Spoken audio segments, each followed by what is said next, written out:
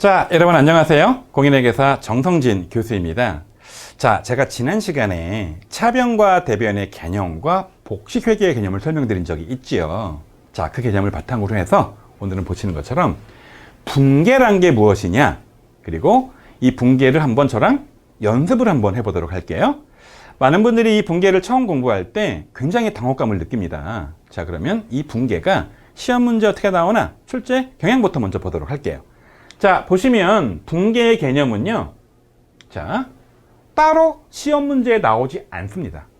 여러분, 근데 분계를 내가 이해 못하고 분계를 할 줄 모르면 회계를 아예 할 수가 없어요. 제가 나중에 이제 재무제표가 만들어지는 과정인 회계의 순환 과정도 설명을 드릴 거고요. 끝나고 나면 이제 본격적으로 현금 및 현금 등가물부터 시작해서 구체적인 자산의 알맹이들, 수익과 부채의 알맹이들, 자본의 알맹이들, 수익과 비용의 알맹이들, 말을 바꾸면 계정 과목들을 설명을 할 건데 분계할 줄 모르면 아무것도 안 돼요. K랩 입력, 분계를 모르면 입력을 할 수 없을 뿐만 아니라 할 수 있다 하더라도 모르고 입력하는 거죠. 기술적으로 그냥. 그러시면 절대 안 돼요. 여러분, 그래서 다시 말하지만 이 분계가 시험 문제에 나오지 않는다 하더라도 저랑 열심히 공부해야 되는 이유는 이게 굉장히 기초적인 그런 개념이라는 거예요. 그런데 문제는 이 분계가 너무 어려워. 그래서 그런 말 있지 않습니까? 회계를 처음 공부할 때 분계를 공부하다 정말 분계한다, 이런 농담들을 합니다. 회계를 공부할 때 분계를 공부하다 정말 분계한다. 화가 엄청 치밀어 오르는 거죠. 왜? 뭔 말인지 모르겠거든요. 여러분, 그래서 제가 가급적 여러분 차원에서 좀 이해하기 쉽게 설명을 드릴 테니까 한번 따라와 보시고 저랑 오늘 분계 개념 공부하신 다음에 연습까지 한번 해보도록 할게요. 자, 본격적으로 분계를 보도록 할까요? 자, 먼저 분계의 개념이에요. 여러분이 개념을 공부하려면 분계의 국어적인 뜻부터 보도록 해야겠죠? 대부분의 용어들이 다 한자를 기반으로 나오다 보니까요, 이 분계의 한자가 바로 이겁니다. 분계. 자, 한자. 여러분 한자 되게 싫어하시잖아요? 이제 싫어하시는 한자인데 이걸 한번 뜻을 해석해 볼게요. 여러분 찾아보시면 이 분이라는 단어는요, 나눌 분, 나누다 라는 뜻입니다. 뭐 학급을 나눌 때 분단으로 나누잖아요. 그 분단, 그 나눌 분입니다. 개는 뭐냐? 보시는 것처럼 끼워 넣다 또는 끼어들다, 이런 뜻이 있는데요. 여러분, 여기서는 끼워 넣는 겁니다. 즉, 분계란 거는 나누어 끼워 넣는다 라는 뜻을 가지고 있고요. 나누어 끼워 넣는다. 근데 여러분, 끼워 넣는 게 결국은 장부에 기입하는 거기 때문에, 분계란 거는 어려운 한자이긴 한데 나누어서 뭔가 장부에다가 끼워 넣는 방식인가 보구나, 어떤 방법이겠구나, 이런 뜻인 거고요. 영어로 얘를 뭐라고 부르냐면 journalizing 이라고 불러요. 여러분, 원래 저널이라는 단어가 언론이라는 뜻이 있잖아요. 잡지라는 뜻도 있고. 근데 그 뜻 말고요, journalizing이라는 단어가 이거를 회계에서 쓰게 되면, 자, 분계장에 적어 넣는다, 이런 뜻을 가져요. 그래서 여러분, 영어로 분계가 journalizing인데 분계장에 적어 넣을 때 그냥 적어 넣을까요? 나누어 기입할까요? 나누어 기입하는 거예요.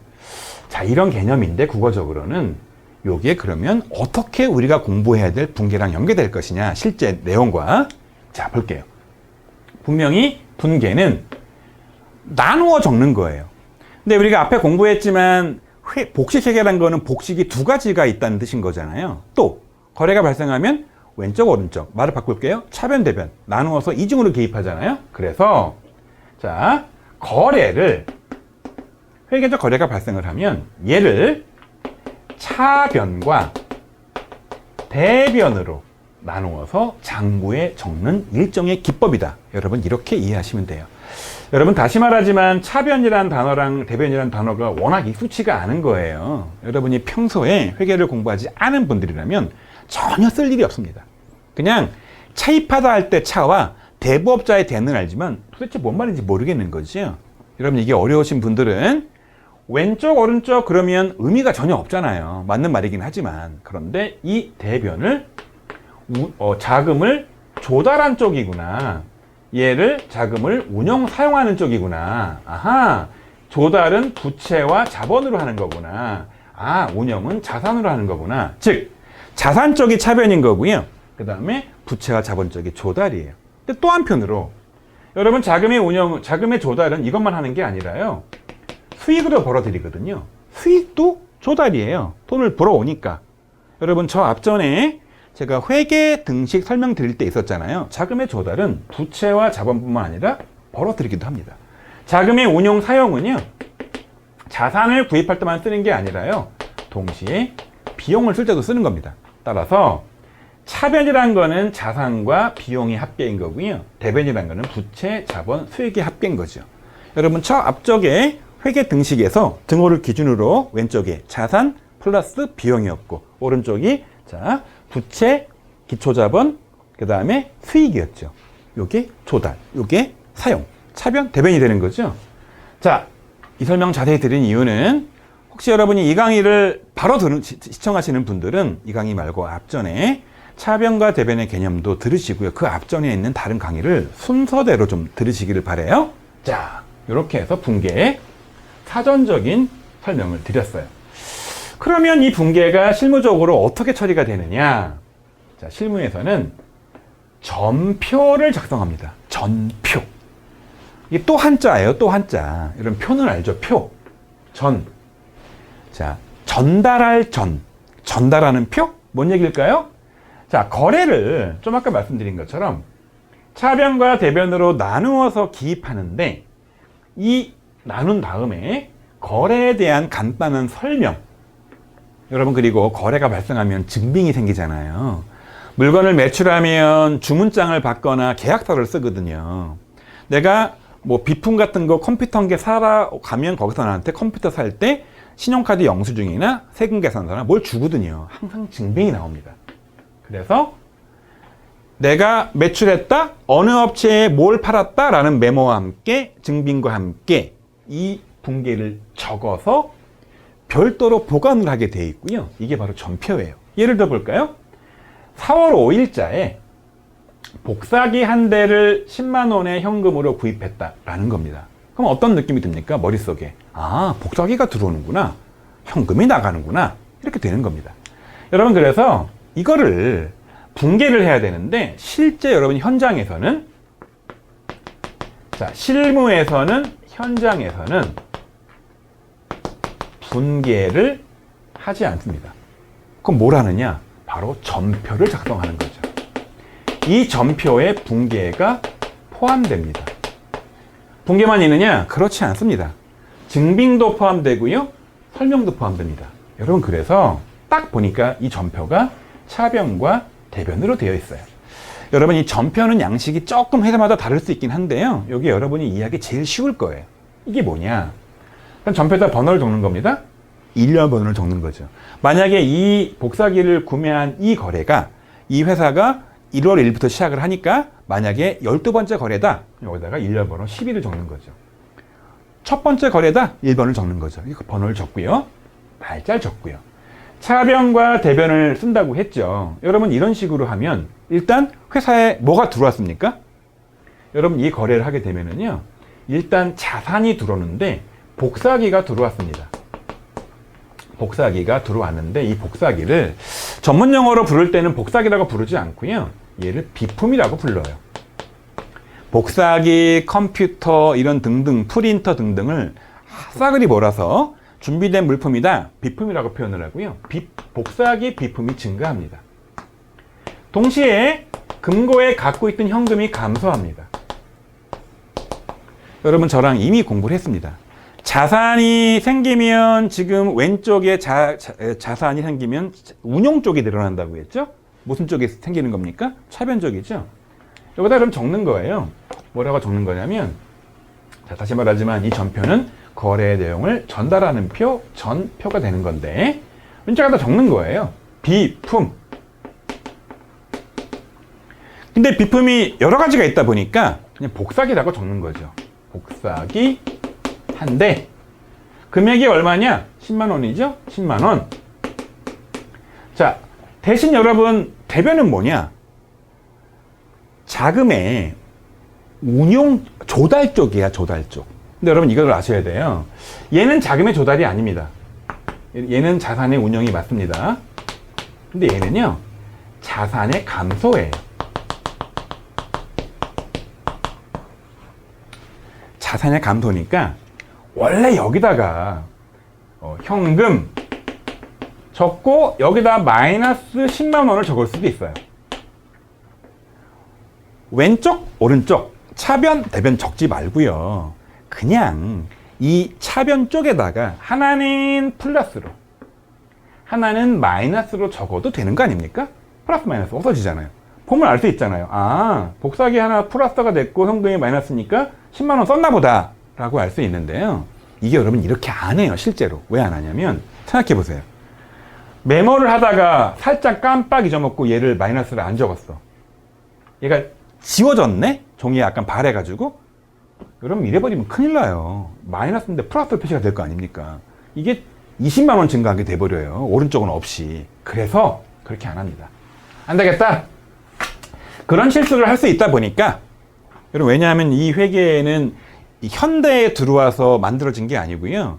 그 옛날 아주 옛날부터 진행이 되는 거다 보니까 실수를 막기 위해서는 여기다가 마이너스를 쓰지 말고 마이너스는 등호의 오른쪽으로 옮기면 플러스로 바뀌니까 여기다가 적자. 현금, 복사기, 구입 이런 식으로 하고 10만 원을 적어주는 겁니다. 여러분 엄밀히 말하면은요, 얘는 자산의 증가이고요. 얘는 자산의 감소입니다. 말을 바꾸면 얘는 자금의 운용이 맞습니다. 근데 얘는 자금의 운용이 아니고요. 자금의 운용의 감소입니다. 여러분 그래서 다시 말하지만 얘를 왜 오른쪽에 줬습니까? 여기다가 두고 마이너스 쓰면 될 거 아닙니까? 일리 있는 질문이긴 하지만 다시 말하지만 기록하다 실수를 해서 마이너스가 없어지면 안 되기 때문에 마이너스를 절대 쓰지 않고 모든 회계 처리는 플러스만 적어야 되다 보니까 여기서 감소한 자산은 오른쪽으로 보내서 오른쪽에 적어준다. 여러분 이렇게 이해하시는 겁니다. 제가 처음 회계를 공부할 때 자산의 증가는 여기다 적는 건 이해가 되더라고요. 부채의 증가 여기다 적는 거 이해가 되더라고요. 자본의 증가 여기 적는 거 이해가 되더라고요. 수익 여기 적는 게 이해가 되더라고요. 그 다음 비용 여기 적는 게 이해가 되더라고요. 왜? 왼쪽은 운용사용, 오른쪽은 조달, 수입이니까. 그런데 왜 자산이 감소하면 여기다 적는지 모르겠는 거야. 대변 쪽에다가. 다시 말하지만 대변 쪽은 분명히 자금의 조달이에요. 현금이 나갔잖아. 현금이 지금 나갔잖아요. 현금이 감소했잖아. 여러분 얘는 자금의 조달이 아니에요. 자금의 조달이 아니고요. 자산의 감소이고요. 말을 바꾸면 자금의 운용의 감소예요. 여러분 따라서 원래 얘는 논리적으로는 왼쪽에다가 자금의 운용 쪽에 적되 운용이 줄었으니까 마이너스를 붙일 수도 있지만 다시 말하지만 실수할 수도 있으니까 무조건 마이너스를 쓰지 않고 항상 플러스로만 표시하자는 약속이 있는 거고요. 얘를 오른쪽으로 옮기면 플러스가 되는 그런 구조로 쳐서 자산이 증가할 때는 차변에, 자산이 감소할 때는 반대편인 대변에 적는다. 여러분 이렇게 이해하는 게 더 빠를 수 있어요. 자, 여러분 이게 제가 간단한 사례 하나 보여드린 거죠. 추가적인 내용을 보도록 할게요. 자, 좀 전에 알아본 것처럼 실무에서는 분계를 따로 어디다 적는 게 아니라 이 분계의 표시 방법을 실무에서는 전표라는 종이에다가 차변 적고 대변 적고 설명 적고 이렇게 한다고 했죠. 날짜 적고 증빙 거래 번호 적고 이렇게 한다고 했지 않습니까? 그런데 여러분 이게 이제 공부로 바뀌는 겁니다. 여러분들이 회계를 공부하는데 연습장에다가 전표를 항상 그려 자로 거기다가 차변 대변 써. 너무 불편하기 때문에 이 분계 표시 방법을 회계 공부 차원에서는 전표를 매번 그리는 게 아니고요. 자, 이렇게 합니다. 첫 번째, 두 번째, 세 번째가 있는데요. 첫 번째는 차변. 좀 아까 사례를 적어준다면 비품이 증가했구나. 10만 원. 대변. 현금이 감소했구나. 10만 원. 이렇게 표시합니다. 그런데 차변 대변도 쓰기가 귀찮아. 에이, 안 되겠다. 비품 10만 원. 자, 자, 현금 10만 원. 이런 식으로 쓰는 거예요. 여러분 다시 말하자면 이 쓰는 방식들은 실무가 아닌 거예요. 그냥 여러분이 회계를 공부할 때 연습장에 끄적이는 방식을 적는 거 아니겠습니까? 자, 근데 이것도 귀찮아. 이렇게 적는 겁니다. 아예 빼고 비품 10만 원. 찍 긋고 자, 현금 10만 원. 이거 왜 찍 걷느냐? 찍은 거 기준으로 왼쪽은 차변이고 오른쪽은 대변이다. 이런 용어를 쓰는 거기 때문에 혹시 여러분 학교에서 수업을 듣거나 학원에서 수업을 들으시거나 교재를 공부하실 때 혹시 차변, 대변을 다 표시한 건지 차대만 표시한 건지 아무것도 안 쓰고 찍은 건지 다 똑같은 말이다. 여러분 이렇게 이해하시고요. 여러분들 이제 공부하실 때 혼자 메모하시고 공부할 때가 있어요. 그럴 때는 3번이 제일 간단할 수 있겠죠. 이렇게 여러분 보시고 책을 보시면 돼요. 자, 다음 공부할 내용은 바로 분계를 쉽게 하는 방법입니다. 여러분 좀 전에 이제 복사기 한 대를 10만 원에 현금에 구입했다라는 겁니다. 그럼 이 안에 어떤 거래가 있는 거냐면 일단 복사기가 증가합니다. 그 다음에 현금이 감소를 하죠. 그럼 이렇게 되면은요, 복사기도 자산이고요, 현금도 자산이죠. 여러분 어느 게 더 쉽느냐? 현금 그냥 현금인데 복사기를 뭘로 써야 될지 모르겠는 거예요. 그래서 일단 파악하기 쉬운 계정 과목부터 기입을 합니다. 복사기를 뭘 쓸지 헷갈린다? 현금부터 줄이는 거죠, 이렇게. 자, 그런 다음에 10만 원을 적어줘야 되겠죠? 차대가 맞아야 되니까. 얘가 뭔지 모르겠는 거예요. 여러분 이 K랩을 이용하는 전산회계 시험은 실제 프로그램이 내 앞에 있기 때문에 이미 계정 과목에 다 등록이 되어 있어요. 그렇기 때문에 거기 가서 간단하게 조회보면 볼 수 있기도 하지만 그게 없다고 가정을 할게요. 그럼 뭐라고 적을 것이냐? 복사기다? 복사기가 뭐였지? 조금 머리를 굴려보면 이제 앞으로 저랑 공부를 할 겁니다. 이렇게 복사기나 컴퓨터나 프린터나 이런 책상 같은 것들, 의자 같은 것들을 준비된 물품, 비품이라고 부르는구나. 나머지 항목을 찾아내는 겁니다. 그래서 이렇게 비품 적어내는 식으로 차변, 대변의 금액이 일치하는 상태에서 이 계정 과목 용어들을 맞춰가는 식으로 자꾸 연습을 하시는 거예요. 여러분 다시 한번 말씀드리지만 여러분은 지금 이제 걸음마 단계에 있고요. 이 복잡한 계정 과목들은 전혀 공부한 바가 없습니다. 제가 조금만 더 강의를 진행한 다음에요. 여러분한테 자, 이게 여러분이 공부할 계정 과목이다 라고 해서 자산의 여러 항목들, 부채의 여러 항목들, 자본의 일부 항목들, 수익의 몇 가지 항목들, 비용의 여러 항목들 설명을 다 드릴 거니까 공부를 좀 해보시면 이제 복사기가 비품인가 보다. 승용차를 구입하면 차량 운반고라 하나 보다. 주식을 취득하면 단기 매매 증권이나 만기 보유 증권이나 주식을 취득하면 단기 매매 증권이나 매도가는 증권을 표시하나 보다. 외상으로 팔면 외상 매출인가 보다. 외상으로 물건을 사가지고 오면 외상 매입인가 보다. 어음을 발행하고 그 외상으로 샀으면 지급 어음인가 보다. 어음을 받아오면서 물건을 외상으로 팔았으면 받으러 어음인가 보다. 여러분 이러한 계정 과목의 내용들은 지금 전혀 신경 쓰지 마시고요. 저랑 차분히 학습을 해 나가도록 하겠습니다. 자, 여러분 저랑 간단하게 분계를 공부했는데요. 분계의 사례를 조금만 더 한번 공부를 해보도록 할게요. 자, 저랑 8문제의 분계 연습을 한번 해보도록 하겠습니다. 연습 1번이에요. 주주로부터 50만 원을 현금 출자 받아서 회사를 설립했다라는 겁니다. 여러분 뭐가 더 이해하기 쉽습니까? 현금 출자 받아 돈이 들어왔대. 50만 원이. 그럼 회사에 돈이 50만 원 들어왔을 거 아닙니까? 제일 만만한 게 뭡니까? 현금이 증가하겠죠. 50만 원이. 그러면 오른쪽 대변도 50만 원 증가해야 되는 거 아니겠습니까? 이름이 뭘까요? 주주가 출자한 돈이라는 거에 계정 과목은 자본금이에요. 여러분 다시 말하지만 지금 여러분이 이제 막 공부하는데 주주가 출자한 돈들을 자본금, 자본도 안 돼요 여러분. 정확한 이름은 자본금이에요.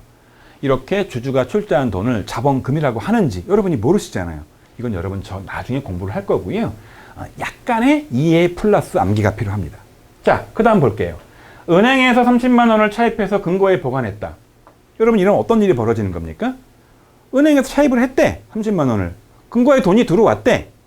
그럼 금고에 현금이 증가하겠네요? 만만한 거 먼저 적는 거죠. 쉬운 거 먼저. 금고에 현금이 30만 원이 들어왔구나. 30만 원 현금. 그럼 똑같이 대변에 30만 원 증가해야 될 거 아니겠습니까? 은행에서 빌려온 돈, 이거 뭐라고 부르는 겁니까? 은행에서 빌려온 돈, 빌린 돈? 한번 써볼까요? 빌린 돈. 일리가 있어요. 여러분, 그런데 뒤에 설명드리겠지만 이렇게 구어적으로 쓰지 않고요. 한자를 기반으로 누구나 쓰는 공통적인 용어를 쓰는데 그걸 뭐라고 부르느냐? 차입금이라고 불러요. 빌린 돈의 한자지요. 그런데 이게 빨리 갚을 거냐, 나중에 갚을 거냐에 따라서 단기 말고 장기나 표현을 해야 되는데, 여러분 이런 자세한 내용들은 제가 자세한 내용들은 나중에 설명드리도록 할게요. 여러분 몇 번 강조드리지만 어떤 용어를 써야 되는지에 대해서는 개정 과목의 이름을 약간 알아야 되는 거라서 여러분 그거는 지금 공부할 때가 아니고요. 분계가 이런 식으로 이루어지는구나 라고만 여러분 감을 잡으라고 지금 알려드리는 겁니다. 자, 세 번째 문제예요. 여러분 이 문제 잘 보시니까 처음 보시는 문제인가요? 저랑 언제 본 적 있나요? 여러분 이번 강의를 처음 듣는 분들 말고 1강부터 쭉 듣는 분들이라면 이거 저랑 본 적이 있습니다. 저 앞전에 저랑 봤던 회사의 설립 사례에 나왔던 내용들이에요. 사무실을 빌리면서 보증금으로 30만 원을 현금 지급했다. 현금이 나갔대. 여러분 다시 말하지만 여기다가 현금 마이너스 30만 원이라고 적을 수도 있어요. 그런데 여러분 마이너스는 분계에 쓰지 않기로 했잖아요. 여기 마이너스는 등호 기준 오른쪽으로 옮기면 플러스가 되기 때문에 자산의 감소는 이런 식으로 오른쪽에 적어준다라는 거지요. 그럼 동일하게 30만 원이 증가가 돼야 됩니다. 얘는 뭘까요? 여러분 이거는 쉽게 말하면 전세보증금이라고 생각하시면 되는 거예요. 전세보증금. 여러분들의 연령대가 다양하시겠지만 내가 누구 집에 전세로 들어가요? 집주인한테 전세보증금을 30만 원을 줬어요. 그럼 나중에 전세 끝나고 이 집을 나갈 때 30만 원 가지고 나가는 거잖아요. 여러분 저 30만 원은 누구 돈이에요 지금? 세입자인 내 돈이에요. 주인이 갖고 있는 거예요. 나중에 반환해줘야 되는 돈인 거예요. 내 돈이 저기 가 있어요. 내 돈이에요. 자산이에요. 자, 어떤 자산이냐? 이거를 전세보증금이라고 부르지 않고요. 임차보증금이라고 불러요. 여러분 보증금이 맡긴 돈인 거고요. 임차가 빌리는 거잖아요.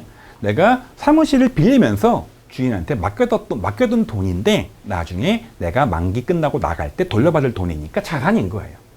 자, 네 번째 연습이에요. 판매할 상품을 40만 원에 현금 구입했다. 상품을 구입했다? 여러분 얘는 딱 개정 과목이에요. 자산이 늘고 현금이 줄잖아요. 줄어드는 현금은 오른쪽에 적어주면 되는 거고요. 늘어나는 자산은 왼쪽에 적어줘야 되는데 이름이 뭐다? 얘는 그냥 상품이라고 불러요. 사다가 파는 거는 상품이라고 부르고요. 만들어 파는 거는 제품이라고 부르는데 다시 말하지만 이런 개정 과목에 대한 내용들은 뒤에 설명드릴 때가 다시 올 겁니다. 자, 4개 풀었고요. 4개 남았습니다, 이제. 자, 4개. 5번 문제입니다.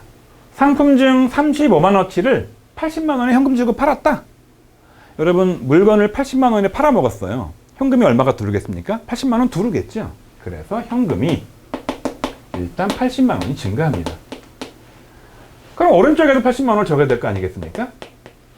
이게 벌어들인 돈이잖아요. 물건 팔아서 벌어들인 돈. 물건 팔아 벌어들인 돈. 너무 길어. 뭐라고 부르느냐? 매출이라고 불러요. 이 매출이 물건 팔아 벌어들인 돈의 개정 과목 이름입니다. 여러분 이렇게 말하니까 또 어떤 분들이 그런 질문 하시더라고요. 아니 그 물건을 팔았으면 팔린 물건도 적어야 되는 거 아니냐. 자, 적어볼게요. 팔린 물건, 뭘 갖고 있었죠? 상품을 가지고 있었죠. 얼마짜리 갖고 있었습니까? 아까 40만 원어치 샀었죠. 그 중에 얼마치? 35만 원어치를 팔았죠. 갖고 있던 상품이 없어진단 말이에요. 35만 원어치가. 없어져요. 오른쪽 좀 대변이니까 없어지는 겁니다. 원래는 왼쪽에 마이너스를 써야 되는 건데. 35만 원이 동일하게 들어가야 되는 거 아니겠습니까? 그래서 여기 뭐가 들어가는 거냐? 팔린 물건의 원가, 팔린 물건의 비용 이런 말을 써야 되기 때문에 이 전문 용어가 바로 매출 원가예요. 근데 여러분 일반적으로 처음 공부하는 걸음마 단계 초심자한테 매출은 그나마 이해가 되는데 이건 너무 어려운 거예요.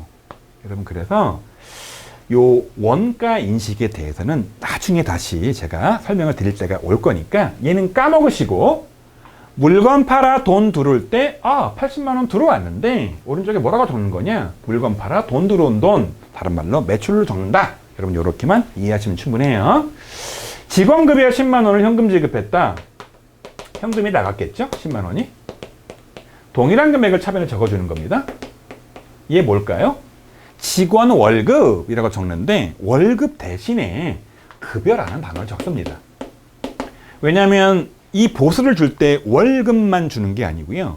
상여금, 보너스를 주기도 하고요. 다양한 쪽에 돈이 나가기 때문에 매달 나가는 거 이외에도 있다 보니까 그냥 일한 대가로 주는 돈, 그냥 다 급여 이렇게 표현을 하는 겁니다. 여러분이 아무리 나이가 어린 학생이라 하더라도 급여란 단어는 아시죠? 이게 바로 비용이 되는 겁니다. 자, 비용. 비용도 뭐가 되는 겁니까? 자금의 운용, 자금의 사용이 되는 거니까 발생하면 차변에 적어주는 거죠. 이런 구조예요. 자, 두 문제 남았죠. 7번 문제입니다. 사무실 월세를 5만 원 현금 지급했다. 자, 현금이 나가야 되니까 원래 다시 말하자면 여기다가 현금 마이너스 5만 원 적을 수도 있지만 마이너스는 분기에 쓰지 않는다고 했으니까 오른쪽으로 옮겨서 이렇게 플러스 5만 원 적어줍니다. 그런 다음에 차대변이 같아야 되니까 5만 원을 적습니다. 이게 뭘까요? 월세. 월세. 근데 월세란 단어를 쓰지 않는 게요. 경우에 따라서는 1년치 월세를 한꺼번에 내기도 하고 분기별로 내기도 하다 보니까 월세 대신에 임차료라는 표현을 씁니다. 임차료.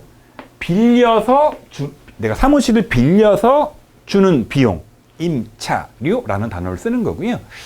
여러분이 임차료라는 단어가 되게 어려운 단어이기 때문에 다시 말하지만 그냥 여기다가 월세라고 지금은 떠올리시는 겁니다. 자금의 사용이니까 얘는 사용이니까 차변에 적는 게 맞습니다. 자, 마지막 문제예요. 은행 차입금에 대한 이자 2만 원을 지급했다. 현금으로. 자, 그럼 현금이 2만 원이 나갑니다. 그런데 차대변 같아야 되니까 2만 원 적어줘야 되는데 얘는 뭐냐? 은행 이자. 이자라고 적으면 되는데 이걸 갖다가 이제 일부 회계책들은 지급이자 뭐 이런 표현을 쓰기도 하는데 K랩은 이거를 이자 비용이라는 용어를 쓰고 있습니다. 이자 비용. 이자라고 하면 안 되나요? 예, 맞는 말인데 그냥 사회적으로 공통적으로 쓰는 용어가 이거다. 여러분 이렇게 이해하시면 되겠어요. 자, 이렇게 여러분 8개 분개를 해봤죠. 정리하는 학습 정리 한번 해보도록 할게요.